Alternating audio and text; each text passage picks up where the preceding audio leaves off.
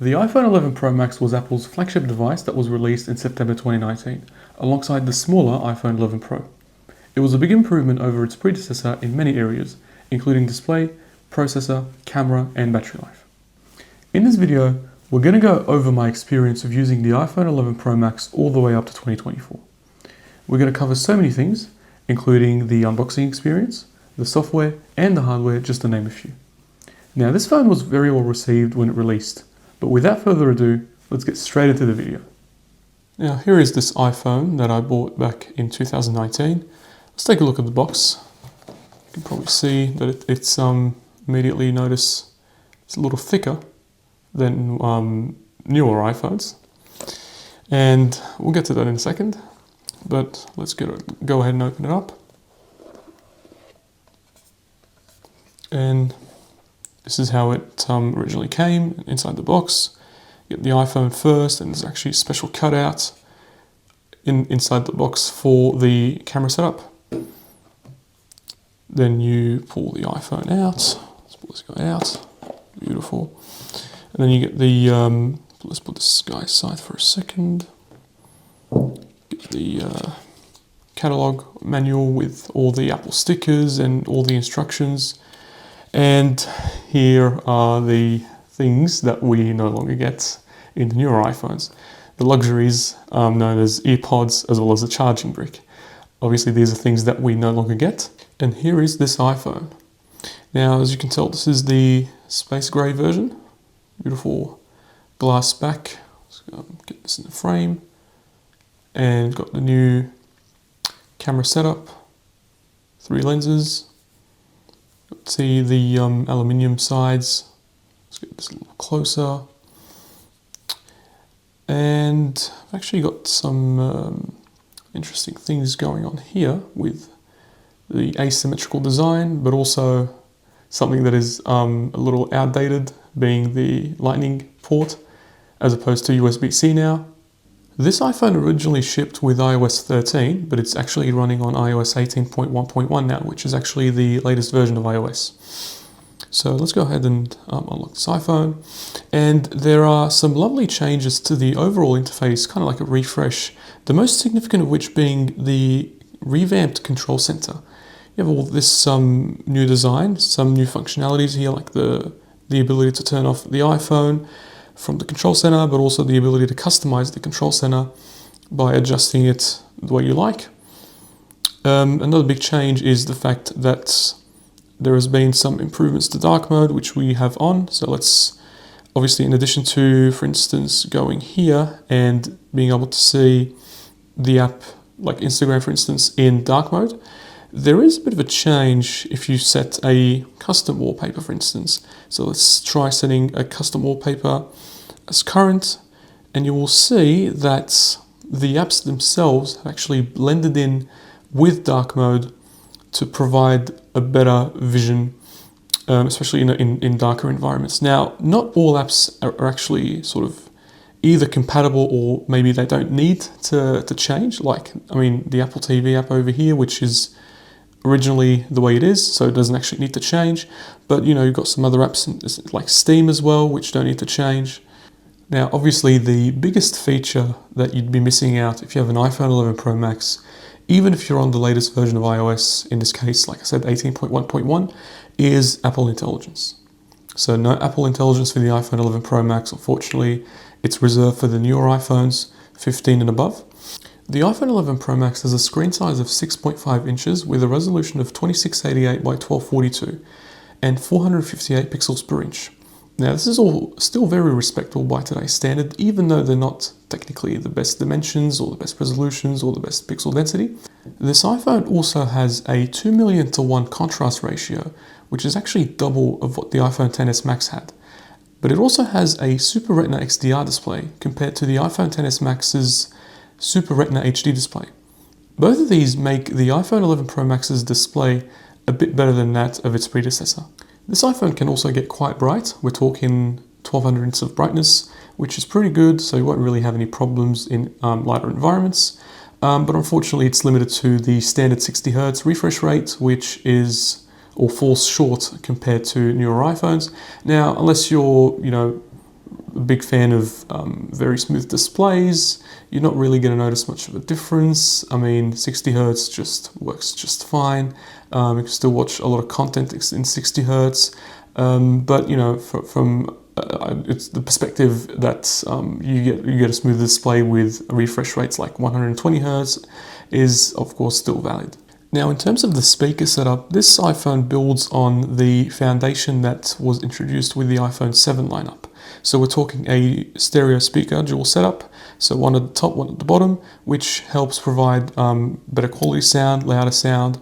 And to give a bit of a taste, we're just going to play one of my earlier videos. Be sure to check this video out if you haven't already, but let's give it a quick test. Intel and AMD have been setting the standard for processors for a long time. From low-end to mid-end to high-end to crazy high-end, we've seen it. So we can clearly tell the sound quality is actually pretty decent, and we're not even at the highest possible sound. We've still got a bit to go. So yeah, very good on the speaker department. This iPhone is powered by the A13 Bionic chip, which is actually still pretty decent by today's standards. We're talking 4 efficiency cores and 2 high performance cores. Unfortunately, there is a bit of a problem, especially on this later version of iOS, which is sort of to do with low power mode. You know, if you turn low power mode on, which you'll probably have to do if you're running low on battery, you'll notice that the iPhone becomes a little bit more laggy, a little slower. But otherwise, if you've got a full charge, you don't need low power mode. It works just fine. Now, this is actually a very important point to talk about. The A13 Bionic still runs fairly well even after 5 major iOS updates. So let's go ahead and run some CPU benchmarks here with Geekbench 6. And let's press that button and we'll be back in a moment. And we're back around 6 minutes later with these figures for single core and multi-core, which for this particular device are actually a little bit above average. So if we go on single core, we'll find a little bit of a difference. Obviously not that significant, but this specific device does just a little better than the average. And same case in the multi-core score as well. And of course, you'll see that we're quite behind some of the other devices, especially the newer ones, both in multi-core and single-core score. But this doesn't take away from the fact that the A13 Bionic, after 5 major iOS updates, still gets what is a relatively decent both single-core and multi-core score. And another important element to note away from the CPU element is the fact that the iPhone 11 Pro Max has 4 GB of RAM.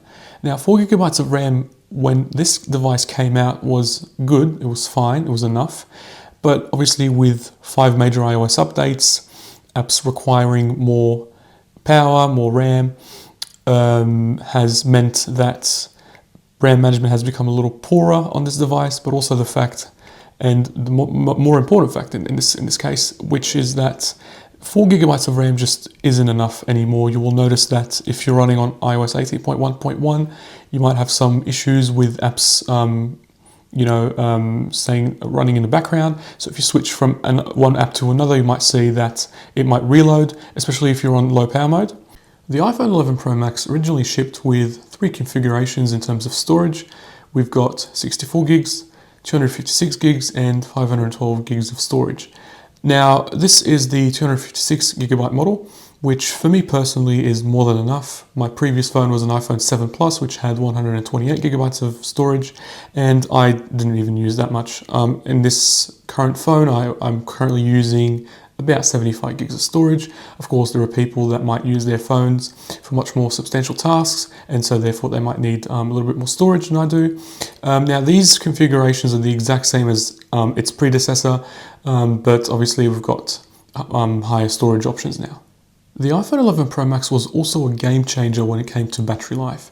This iPhone came with a 3969 mAh battery, which was really a significant improvement in terms of battery life. It lasted quite significantly more than its predecessor, but also made a much more greater challenge to rivals, especially Android devices from Samsung, which featured larger batteries. And so this was a big step forward for Apple in the battery life category. And even after 5 years of use, we've still got about 1 day to 1 day and a half worth of battery life if you're doing some standard tasks, and you can still get a few hours of gaming on this device. So if we can go and have a quick look at battery health, and as you can see here, we're on 83% maximum capacity after 5 years of use, and that's obviously a testament to the improvement that Apple was able to make through the iPhone 11 Pro Max to battery life. Now, if you're using the charging brick that comes with it, you can get a decent charging time. So for a full charge, so that'd be a little under 2 hours for it to go from 0 to 100, maybe around an hour 40, an hour 45. Of course, if you want to use a larger charging brick, you can get your iPhone 11 Pro Max charged faster. Of course, there is the issue of battery percentage estimation, which has been a thing for a while now. And it's to do with the percentage that the iPhone estimates in terms of how much battery life there is left. And so, especially towards the higher percentages, the iPhone sometimes tends to overestimate how much battery percentage there is left. Yeah, so this issue has still been persistent to an extent in iOS 18.1.1. Now, cameras is where the iPhone 11 Pro Max made a big change. By adding the ultra-wide lens, so we've already got the wide angle, the telephoto, but now we've also got the ultra-wide, which is something that the iPhone XS Max didn't have. And so all these lenses are 12 megapixels, but the same also goes for the front-end camera, and that's also 12 megapixels. I'm going to be showing you some photos and videos that I took with the iPhone 11 Pro Max. So here is a photo with some colors, just to sort of get a bit of an idea of the color accuracy of the camera. We've also got a night environment photo to sort of test the ability to absorb light and aperture and stuff like that. We've also got a selfie that was taken in portrait mode, and this is a video that was recorded at 4K 60 to also give a bit of an idea of this iPhone's recording capacities. Obviously, we've got optical image stabilization, which allows for very smooth recording, and with the higher resolution and higher refresh rate, we also get a much smoother video. Another important aspect is the fact that the iPhone 11 Pro Max was the last to feature 4G connectivity. Every iPhone that followed it actually had 5G. So obviously 4G isn't bad, but you're sort of missing out on high speeds that come with 5G. 4G still can get the job done, but of course many people I'm sure would appreciate the ability to use 5G, which brings about high speeds. Now, if you're thinking about buying the iPhone 11 Pro Max in 2024 or 2025, you can get some good deals on this particular phone, whether it's used or refurbished. You can get it for reasonable prices from websites like eBay. But the bigger question is, should you buy it in 2024 or 2025? Now that 2024 is nearly coming to an end, my answer is no, primarily because of the nearly expired software support. So yes, this thing is running iOS 18.1.1, which is the latest version of iOS, but it's unlikely that it will get much more software support. So buying it in 2024 makes not as much sense, much less in 2025. And the problem with the expiry of software support eventually is that, number one, you'd be missing out on key security updates that would help you protect your iPhone and the information that you store within that iPhone. But also there are some apps that will eventually require a higher version of iOS than the one that you would have on your iPhone 11 Pro Max, which would prevent you from getting those apps. So in my opinion, unless you are on a low budget or you are in some kind of transitional phase, so maybe you want to get an iPhone 11 Pro Max and then shortly after, that's when you can switch to a newer device. Otherwise, I wouldn't recommend buying this device in 2024, much less in 2025. Thank you so much for watching. I really hope you've enjoyed this video. If you have, please like, share and subscribe. Also, feel free to let me know in the comments if there is anything tech that you're interested in and want me to make a video about. In the next video, we're going to explore the technical side of a problem that Netflix recently encountered. I think it's going to be very interesting, so make sure to tune in for that. Also, please consider supporting me by donating to my channel through buymeacoffee.com. I would really appreciate any support as I continue to bring fun and interesting content like this, only if you can, of course. Link is in the description. This was the Wizard of Tech, and I'll see you in the next video. Take care.